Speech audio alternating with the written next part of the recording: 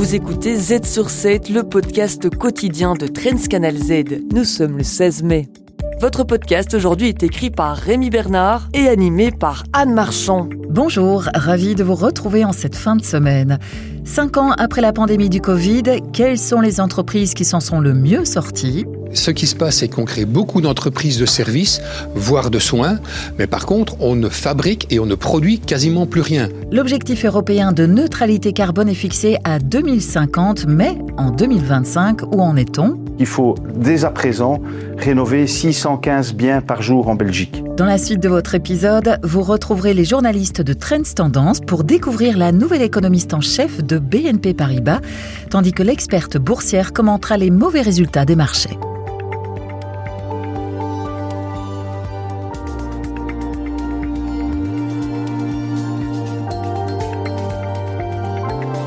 Z sur 7 à la une. En mars 2020, malgré la crise du Covid, la création d'entreprises en Belgique ne s'est pas essoufflée.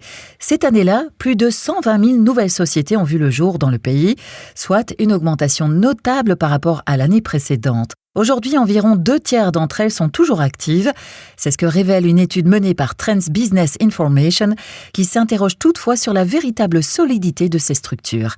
Si la majorité ont été fondées en Flandre, les entreprises établies en Wallonie et à Bruxelles, où l'on observe un effet lié à la dynamique des grandes villes, semblent faire preuve d'une meilleure résilience. Paul Flich, analyste Trends Business Information. Alors, l'effet des grandes villes, c'est quoi ? C'est le fait qu'on peut créer facilement une entreprise, voire une micro-entreprise, et ça peut aller jusqu'à l'indépendant complémentaire, sans avoir de réelle activité et sans avoir réellement de besoin de rentabilité non plus. Mais ça veut dire que des entreprises survivent sans représenter en fait une réelle valeur ajoutée pour l'économie du pays. En tête du classement des secteurs les plus résilients figurent plusieurs professions du domaine financier. Les soins de santé occupent quant à eux la 3e place, une performance encourageante bien qu'insuffisante pour combler la pénurie persistante dans ce secteur. Il y a beaucoup de créations dans les soins de santé, mais bien souvent, ce sont les mêmes personnes qui multiplient les activités. On peut être médecin ou infirmier en hôpital et avoir une activité complémentaire sur le côté. Et c'est pas pour ça qu'on a 2 personnes actives dans les soins de santé. Et ça fait qu'on a une belle création d'entreprises qui créent de la valeur ajoutée dans les soins de santé, mais pas forcément beaucoup plus de personnes. Les travaux d'infrastructure s'en sortent également plutôt bien, tout comme le secteur agricole. Toutefois, dans ce dernier cas, résilience ne rime pas nécessairement avec prospérité. Viennent ensuite les domaines les plus durement touchés. Sans surprise, l'Horeca et le secteur automobile figurent parmi les plus affectés. Le grand perdant reste néanmoins celui des services de distribution, avec près de 70% de faillites. Forcément, en 2020, l'e-commerce a connu un boom et donc les livraisons aussi. Il y a eu un effet d'aubaine et de nombreuses petites entreprises ont été créées, mais sans réel capital et donc sans aucune résistance. Maintenant qu'on est revenu à une vie économique beaucoup plus normale, ces entreprises souffrent, voire arrêtent leurs activités. Et il faut noter d'ailleurs que c'est le secteur d'activité en Belgique qui a le plus haut taux de faillite interne. Globalement, le taux de création d'entreprises en 2020 s'avère plutôt satisfaisant. C'est davantage la nature même de ces nouvelles structures qui suscite l'interrogation. Ce qui se passe, c'est qu'on crée beaucoup d'entreprises de services, voire de soins. Alors c'est très bien pour la population, mais par contre, on ne fabrique et on ne produit quasiment plus rien. La réindustrialisation qui a été appelée par nos politiques ces dernières années ne se produit pas. Ce qui veut dire que l'économie des nouvelles entreprises de services qui tournent en Belgique tourne en fait sur le stock d'argent qui existe déjà et n'en crée pas de nouveau.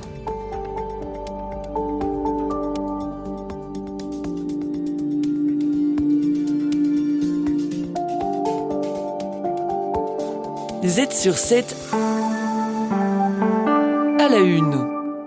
Pour atteindre l'objectif européen de neutralité carbone d'ici 2050, une vaste rénovation du parc immobilier sera indispensable. En Belgique, 99% des maisons et 95% des appartements ne répondent pas aux normes actuelles. La tâche de mise à niveau s'annonce donc titanesque. Marc Delforge, responsable prêt durable chez BNP Paribas Fortis. Pour mesurer l'enjeu de ce challenge d'avoir des rénovations et une neutralité carbone en 2050, il faut se rendre compte qu'il faut dès à présent rénover 615 biens par jour en Belgique, ou 170 000 par an. BNP Paribas Fortis a mené une enquête auprès de près de 12 000 propriétaires dans 8 pays européens. Il en ressort que, comparé aux autres, les Belges ont tendance à surestimer le coût des travaux et à minimiser les bénéfices d'une rénovation énergétique. Il y a en effet un paradoxe dans la rénovation immobilière et la perception que le Belge en a. D'un côté, 8 Belges sur 10 sont conscients qu'il faut rénover les bâtiments. Et d'un autre côté, 7 Belges sur 10, et c'est plus que la moyenne, pensent que le coût est très élevé pour faire ces rénovations et ne mesurent pas encore complètement l'avantage qui pourrait compenser ce coût de rénovation. La banque recommande une meilleure information des candidats à la rénovation énergétique ainsi qu'un dialogue élargi impliquant l'ensemble des acteurs concernés, y compris les pouvoirs publics. La concertation avec les autorités publiques, avec les fournisseurs d'énergie, avec les spécialistes du secteur immobilier est absolument nécessaire pour qu'on arrive à avoir un effet assez important sur ce sujet. Deuxièmement, nous devons améliorer l'accès au crédit et c'est ce que nous faisons dans notre offre de crédit en, par exemple, offrant la possibilité à nos clients d'emprunter à 30 ans quand il s'agit d'un bien énergétiquement performant. BNP Paribas Fortis estime que les copropriétaires devraient accorder plus d'attention aux rénovations énergétiques. Le processus décisionnel au sein des copropriétés reste souvent lent, alors qu'une mise à niveau des parties communes pourrait jouer un rôle clé en améliorant significativement la qualité du marché résidentiel en Belgique. Z sur 7 à la une de Trends Tendance. Le magazine Trends Tendance mène l'enquête, un journaliste en dévoile les coulisses.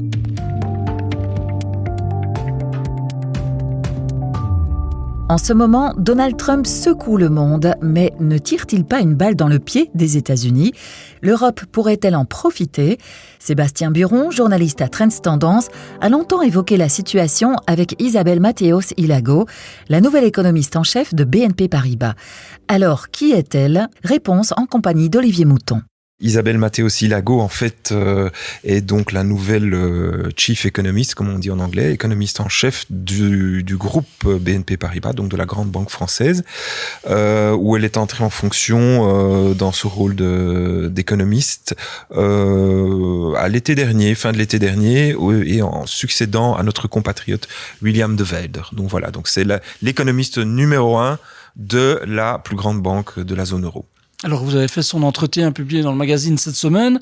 Le titre, c'est « Les États-Unis sont en train de se tirer une balle dans le pied », une citation. Dans quel sens ? Bien dans le sens où on l'a déjà beaucoup lu, on l'a beaucoup dit. Les États-Unis, la signature américaine en a pris un coup avec les 100 premiers jours de Trump et la mise en place de cette droits de douane. Donc c'est surtout la confiance dans la signature américaine, dans ce que peut représenter le pays et son économie, qui en a pris un coup. Mais ce qui est assez intéressant dans le discours d'Isabelle Mathéos-Ilago, c'est que parallèlement à cette perte de confiance dans l'économie américaine et dans sa monnaie, dans le roi dollar, ce qu'elle nous dit, c'est que l'Europe a beaucoup de cartes en main pour s'en sortir et ne va peut-être pas nécessairement être aussi affaibli qu'on peut l'imaginer. C'est plutôt contre-intuitif parce qu'a priori on dit souvent que l'Europe a beaucoup à perdre, notamment parce que c'est le premier partenaire commercial de la plupart Oui, mais elle des replace pays. quand même les choses à leur juste valeur, c'est-à-dire qu'elle nous rappelle que les exportations européennes sont conséquentes mais ne représentent entre guillemets que 10% de l'export européen vers les États-Unis.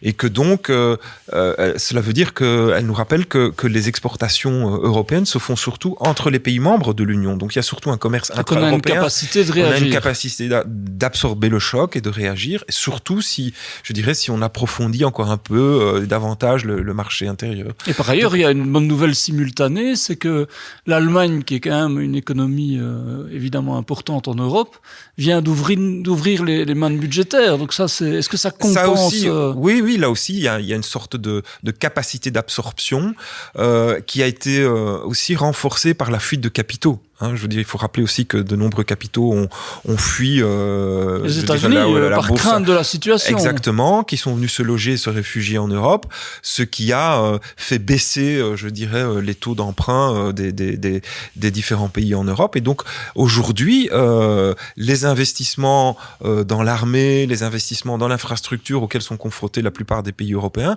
pourraient se faire paradoxalement à un coût de financement moins élevé que ce qu'il n'était avant l'arrivée de Trump à la Maison-Blanche. Est-ce qu'il y a un début de prise de conscience à Washington même? Parce que on voit que, malgré tout, sur les droits de douane, il fait marche arrière à plusieurs égards. Il y a maintenant des négociations ouvertes avec la Chine, avec aussi une suspension. Donc, prise de conscience, surtout, ce qui s'est passé, c'est que, et là, Isabelle Matteos le rappelle très bien, c'est que ceux qui dictent un petit peu de plus en plus l'agenda du président américain, ce sont les marchés. Ce sont les nouveaux sages. Les nouveaux sages. Ce sont les marchés qui le font plier. Ce sont les marchés qui le font reculer.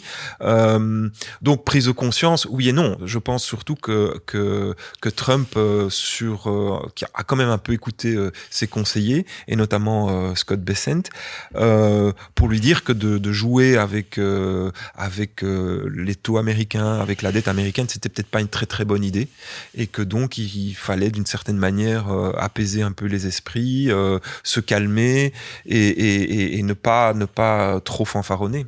Alors, dernière chose, on sait aussi que un autre économiste, par exemple Bruno Coleman, met en avant le risque la perspective d'une stratégie bien délibérée, notamment visant à faire affaiblir le dollar. Est-ce que le statut de référence de la monnaie américaine est en danger? Alors, ce que nous dit Isabelle Matteos, qui a discuté de ça effectivement à Washington et dans les cénacles, les hautes sphères financières du monde, c'est que la volonté, donc ce fameux plan, ce coup d'État monétaire imaginé par Stephen Miran de Mar-a-Lago, qui vise je dirais, à déprécier le dollar, à tordre la main et le bras aux Européens et au reste du monde pour financer la dette américaine à un taux nettement plus favorable. Ce plan, il existe, il est sur la table, tout le monde en parle, mais bon, voilà, tout le monde n'est pas certain que la Maison-Blanche et que ses conseillers veuillent vraiment passer à l'acte. On connaît les armes qui ont été évoquées. Le Colt est sur la table, avec les fameuses swap lines que Trump pourrait désactiver. Mais voilà, donc on n'en est pas là. Mais le mal est fait. Ça, c'est ce que nous dit. En termes de confiance. En termes de confiance vis-à-vis du dollar. Le statut du dollar a été quelque peu ébranlé et c'est difficile de faire marche arrière. Donc aujourd'hui, de nombreux investisseurs, gestionnaires de fonds, etc., comme je l'ai dit au début de notre entretien, ont pris les devants, ont réalloué leurs actifs et sont venus déposer et placer de l'argent en Europe et ont retiré des fonds aux États-Unis. La préoccupation est en tout cas là. Je retiens que dans son entretien, elle souligne qu'à la dernière réunion annuelle du FMI à Washington, l'ambiance était soucieuse à un degré historique. Les meilleurs experts boursiers vous proposent des analyses des marchés internationaux, des conseils avisés et les dernières tendances économiques. Z sur 7, expert boursier. Hier, les marchés boursiers ont terminé dans le rouge. Comment interpréter cette inversion de tendance? Caroline Palumbo de BNP Paribas nous aide à y voir plus clair. Donc on a effectivement l'Europe qui démarre dans le rouge, qui finit dans le vert. On sent que l'euphorie de lundi et mardi est clairement en train de se tasser. On est dans une grosse saison, une grosse période, de publication des résultats. Il faut savoir aussi que les négociations sont toujours en cours, elles sont assez lourdes, elles se font pays par pays, voire région par région, ce qui est problématique pour la visibilité. Alors, ce dont les marchés ont besoin, c'est de catalyseurs supplémentaires positifs et assez tranchés pour pouvoir les interpréter. Or, vous évoquiez ici les chiffres de la croissance en Europe. Alors, c'est vrai qu'on n'est pas trop mal au niveau de l'Union européenne, mais au niveau des États-Unis, les ventes en détail ont déçu. Donc voilà, le contexte reste un petit peu ambivalent. Donald Trump se trouve actuellement au Moyen-Orient, où il mène des négociations, notamment avec l'Arabie Saoudite et l'Iran. Ces pourparlers en cours ont des répercussions diverses sur les marchés. Oui, on voit par exemple donc que cet accord avec l'Arabie Saoudite de 600 milliards de dollars, je le rappelle, est là clairement pour trouver une alternative à la Chine. Le but, c'est de booster tout ce qui est intelligence artificielle. Les valeurs technologiques ont bien performé d'ailleurs hier. Et à contrario, toutes ces négociations, enfin ces discussions avec l'Iran, qui ont pour objectif alors de trouver des alternatives au niveau énergétique, porteront plutôt sur le nucléaire. Et là, on voit le pétrole qui chute. Fin des marchés européens de cotation, on est à moins 4%. Le secteur pétrolier est confronté à un défi supplémentaire au-delà de la question de la demande, celui de la neutralité carbone. Récemment, la branche néerlandaise des Amis de la Terre a engagé une nouvelle action en justice contre Shell. Mais de quoi s'agit-il précisément ? Donc il faut savoir que Shell est un peu attaqué de toutes parts par différentes ONG. Ici, ce sont les Amis de la Terre, en tout cas son pendant néerlandais. Donc il y a déjà un premier jugement en mai 2021 qui le pousse la société à réduire ses émissions de carbone de 45% en 2019 et 2030. Je rappelle que pour l'Europe, l'objectif, c'est moitié d'émissions de CO2 pour 2030. Or, Shell, ici, clairement, a fait de nouveaux investissements dans le pétrole et le gaz qui représentent, je lis le chiffre, 5,2 milliards de tonnes de CO2 qui pourraient être émis, ce qui représente plus d'1 milliard d'émissions de véhicules par an. Donc c'est colossal. Et là où le bas blesse, c'est qu'en plus, ces investissements sont prévus après 2030. Donc il y a vraiment quelque chose d'assez antinomique qui est incompatible avec la stratégie de neutralité carbone qui est logiquement annoncée pour l'Europe. C'est tout pour aujourd'hui, merci à tous et à toutes de nous avoir écoutés. On se retrouve demain avec plus d'analyses sur l'actualité dans un nouvel épisode de Z sur 7. De quoi parlerons-nous demain, Anne ? Pour vous accompagner ce week-end, vous retrouverez Jean-Pascal Ledoux ainsi qu'Hamid Faljaoui pour son regard sur l'actualité de la semaine écoulée. Je vous souhaite déjà un bon week-end. Merci de votre fidélité à Z sur 7.